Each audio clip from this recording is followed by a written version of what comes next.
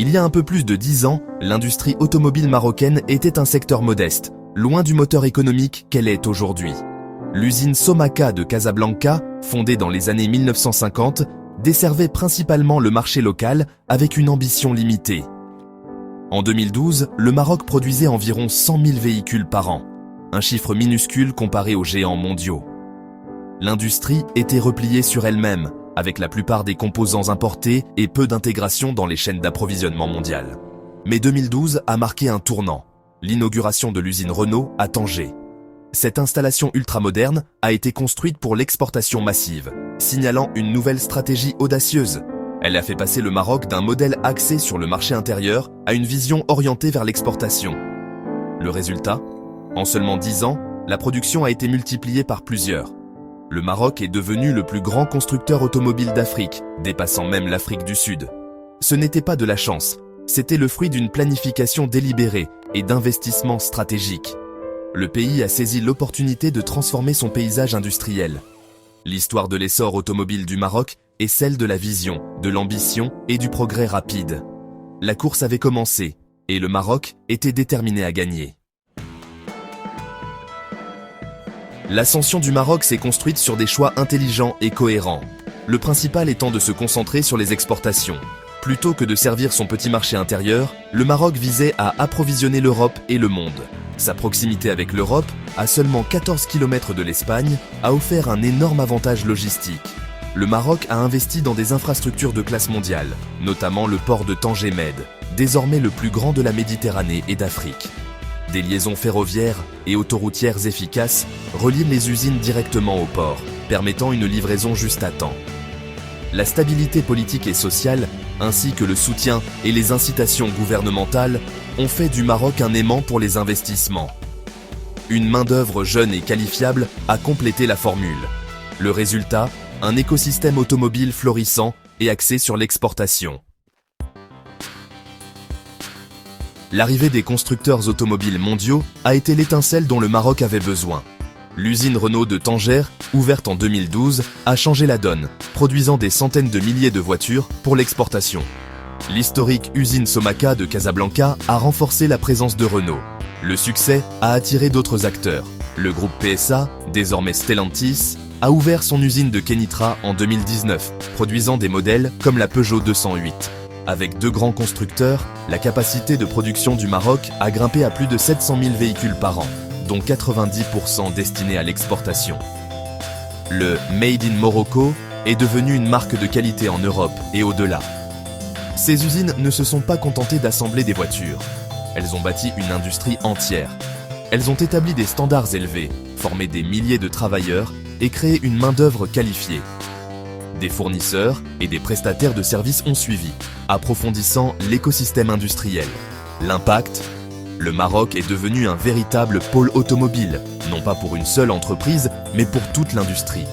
La révolution était en marche. Le secteur automobile marocain était désormais une force avec laquelle il fallait compter. Le secteur automobile a remodelé l'économie marocaine. Pendant des décennies, les phosphates et l'agriculture dominaient les exportations. Mais en moins de 10 ans, les voitures ont dépassé les deux, devenant la première exportation du Maroc.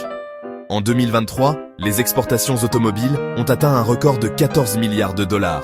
Contrairement aux phosphates, l'industrie automobile est un énorme créateur d'emplois, plus de 220 000 emplois, dont beaucoup sont qualifiés. Elle est le moteur de l'essor d'une classe moyenne moderne et offre un emploi stable à la jeunesse marocaine. Le secteur apporte des devises étrangères et rend l'économie plus résiliente.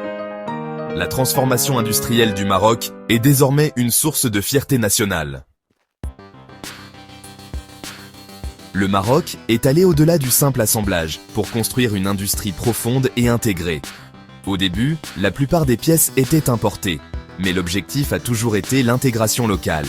Aujourd'hui, plus de 250 fournisseurs, y compris des géants mondiaux, opèrent au Maroc, fabriquant tout, du câblage à l'électronique avancée. Le taux d'intégration locale dépasse désormais 60% pour de nombreux véhicules. Le gouvernement vise 80%, capturant plus de valeur et créant plus d'emplois. Cette base industrielle profonde rend le Maroc résilient et compétitif. Il ne s'agit pas seulement d'assembler des voitures, il fait partie de la chaîne mondiale de conception et de production. Les fournisseurs locaux ancrent les fabricants, rendant la délocalisation difficile. L'écosystème marocain est robuste, à l'épreuve du temps et un modèle pour les autres. Le pays est désormais une véritable puissance automobile. Le virage mondial vers les véhicules électriques est le prochain grand défi et la prochaine opportunité du Maroc. L'Europe, principal marché du Maroc, interdira les nouvelles voitures à combustion d'ici 2035. Stellantis produit déjà des modèles électriques à Kenitra et Renault ajoute des hybrides à Tanger. Le véritable facteur de changement, ce sont les batteries, qui représentent jusqu'à 40% de la valeur d'un véhicule électrique. Le Maroc investit dans les gigafactories, tirant parti de ses réserves de cobalt et de phosphate. Des entreprises internationales prévoient d'importants projets de batteries, visant à créer un écosystème complet de batteries.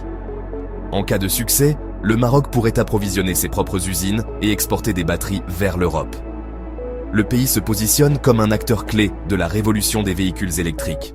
Le prochain chapitre ne fait que commencer. Le leadership du Maroc en matière d'énergie verte est un atout majeur pour ses ambitions automobiles. Des projets solaires et éoliens massifs, comme Noor ou Ouarzazate, alimentent l'industrie en énergie propre. Produire des voitures électriques avec des énergies renouvelables donne au Maroc un avantage unique. Les constructeurs automobiles et les entreprises de batterie veulent une production à faible émission de carbone. Le Maroc y parvient. L'électricité verte maintient les coûts bas et attire les investissements. À l'avenir, le Maroc pourrait même produire de l'hydrogène vert pour la mobilité. La synergie entre les énergies renouvelables et l'industrie crée un modèle durable et à l'épreuve du temps. L'approche intégrée du Maroc, énergie, industrie, logistique, le distingue. Le pays construit une plateforme industrielle verte pour les décennies à venir. En seulement une décennie, le Maroc est devenu le champion automobile de l'Afrique et un concurrent mondial. Ce n'était pas un accident, c'était une vision, une planification et une exécution implacable. Le Maroc a tiré parti de sa situation géographique, de ses infrastructures et de sa stabilité pour attirer des géants comme Renault et Stellantis. Le secteur est désormais en tête des exportations, crée des centaines de milliers d'emplois et stimule la modernisation. Le Maroc est passé du simple assemblage à la fabrication complexe et maintenant à la mobilité électrique. Le prochain test, le Maroc peut-il entrer dans le top 10 des producteurs mondiaux de voitures? Avec ses progrès, ses ressources et sa stratégie verte, c'est une réelle possibilité. Le parcours du Maroc, de l'atelier régional à la puissance mondiale, est en cours. La prochaine décennie révélera à quel point ce nouveau géant de l'automobile peut grimper. Le monde observe le prochain mouvement du Maroc.